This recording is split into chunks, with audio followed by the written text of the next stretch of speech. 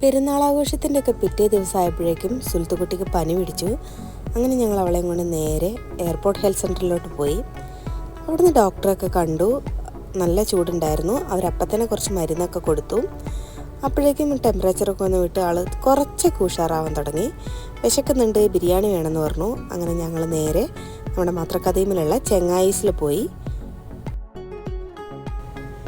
ആദ്യം തന്നെ നല്ല ചൂട് പായസമാണ് 3 ഗ്ലാസ് കൊണ്ടുത്തന്നത്.